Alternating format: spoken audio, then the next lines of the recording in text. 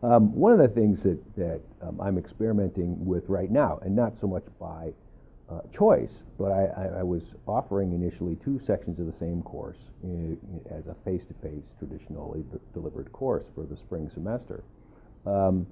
And one section seemed to make without too much trouble, adequate enrollments and so forth. The second section was not. The question sort of in my mind was whether or not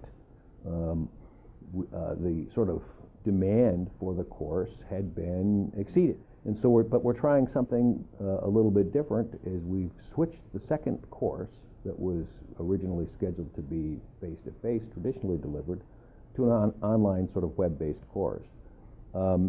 Based on my other experience with the courses, a couple of things could happen. I could lose all of the students in my traditional course to the online course, which I hope doesn't happen and which I'm not really expecting. The other possibility is that the web-based courses are attracting a somewhat different demographic of students. The non-traditional students, the ones who can't come to town, the ones that have to work, the ones that have family obligations, and so forth. And so in a sense, we may be expanding the demand for a particular type of course by expanding the delivery options. So that's something that, and I expect to know about that within, 2 weeks probably, because historically, if I offer a class online, it usually has pretty good enrollments. And it seems to be, when I talk to my other colleagues who are doing web-based courses, a pretty frequent occurrence. A web-based course makes where other ones don't. And so in a sense, even though we've got some issues with declining enrollments overall, we may be able to expand the demand for certain courses by offering them to students who might not be able to go to college any other way. In the course of doing this the last few years, I've found that as far as accessibility goes, there are some students that can't access UAA courses any other way than the distance-delivered, web-based kind of process. One of my best students in a summer class last summer completed the course while he was on active duty with the Air Force in Afghanistan.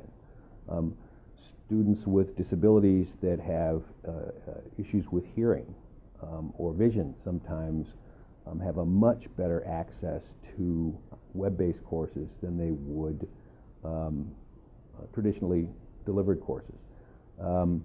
Students that are not going to be in any kind of proximity to a classroom, ones that are in rural sections of the state, if they can find a decent broadband connection, they can participate in web-based classes. So in at least those 3 types of situations, you have students who wouldn't take classes any other way if they weren't available on Blackboard or in some sort of a distance modality.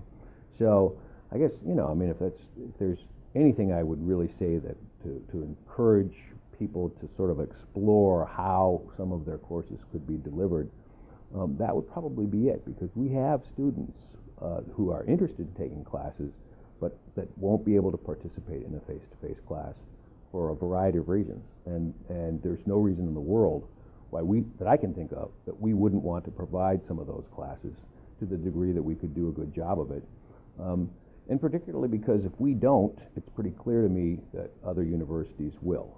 We don't necessarily have the advantage of isolation and being the only sort of game in town for university education anymore. Anybody that has a broadband connection can earn college credit from a distance course if the faculty and the institution want to make that available, grant credit for it.